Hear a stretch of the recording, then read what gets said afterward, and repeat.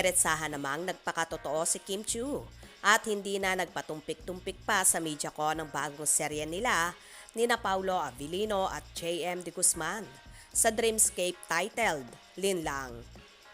When we asked her kung in real life ba ay nalinlang na rin siya. Linlang, ako, ang bungad niya. Kaya nagkatawanan dahil open book naman sa showbiz ang love life niya. Dugtong niya, alam nyo, pag nagmahal naman kayo, hindi nyo alam kung tama yon o hindi. Kapag itong puso yung pinairal nyo, hindi naman magsasabi yan ng tama yan, mali yan. Hanggat nararamdaman mo na hindi ka na inirerespeto, ibig sabihin gamitin mo na to, sabay turo sa sentido niya. So, hindi na niya pinapatagal pag nalilinlang siya. Dapat, alam mo yung self-worth mo. Ikaw talaga, tukso pa nito sa amin sabay hirit ng lahat tayo. Nalilinlang, imposibleng ni isa rito sa inyo. Hindi nalinlang. So, baunin na lang natin yun na alaala, charot, na aral sa buhay natin. Pabirong sabi ni Kim.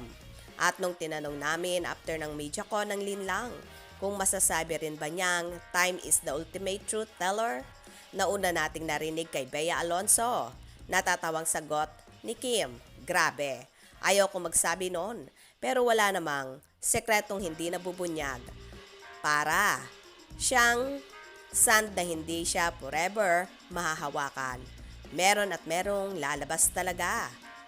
Oha, siguro naman walang dapat ikakabas si Sian Lim sa sinabi niya ni Kim dahil wala naman na siguro siyang itinatago sa girlfriend niya sa tagal ng relasyon nila, no? For sure naman, ang mga bagay na yan ay napag-usapan na ni na Kim Chiu at nila Sian Lim sa tagal-tagal na ba naman ng kanilang relasyon. Paniguradong marami na ang dumaan sa kanila, kaya baliwala na yan.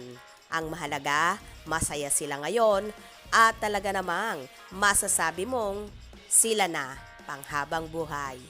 Kaya naman abang-abang na lang tayo sa mga maiinit na kaganapan. Anong inyong magiging reaction sa bidyong ito? Comment below.